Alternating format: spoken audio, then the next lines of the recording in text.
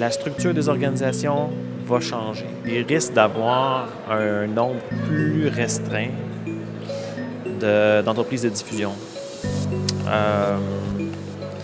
Pour des raisons de marché, pour des raisons aussi de capacité financière, de supporter en fait tout le système. Mais ce que je souhaite qu'on voit en fait, c'est davantage d'entreprises de production, les actifs, le talent, les ressources qu'ils ont ici pour produire vraiment vers des marchés qui sont beaucoup plus grands, beaucoup plus intéressants. Et je vois aussi, parce qu'on n'aura peut-être pas le choix, que l'industrie de la télévision, de la production puis de l'audiovisuel se tourne vraiment vers les marchés étrangers.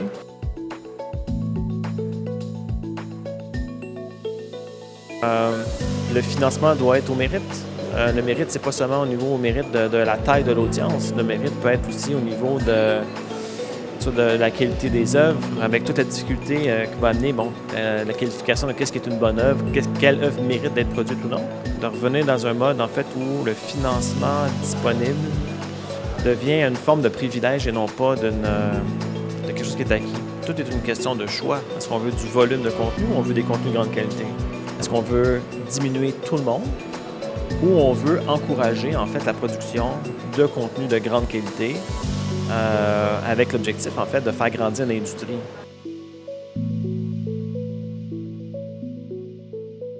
Comment on anticipe les choses?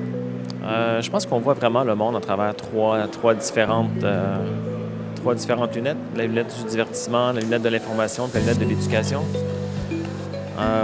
Le marché du divertissement, c'est un marché qui va être, s'il a toujours été difficile à percer, ça va augmenter. Les entreprises ne deviennent pas moins grandes, les entreprises deviennent plus grandes dans ce secteur-là. Il y a encore plus de moyens.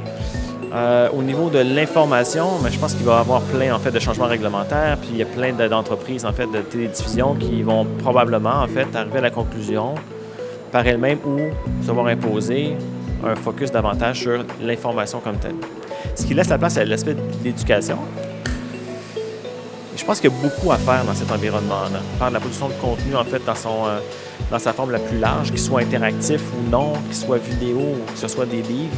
Le marché éducatif risque d'être fort intéressant.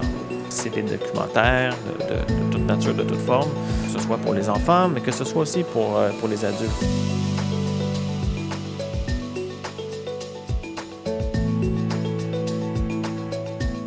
Opérer un média, c'est d'être une voix à des idées, à des convictions, à des valeurs importantes. Les moyens de Vice, c'est pas ceux de Radio-Canada, c'est pas V, c'est des micro-moyens. On a démocratisé l'accès au réseau, c'est facile de diffuser du contenu et ça coûte très peu cher de le produire.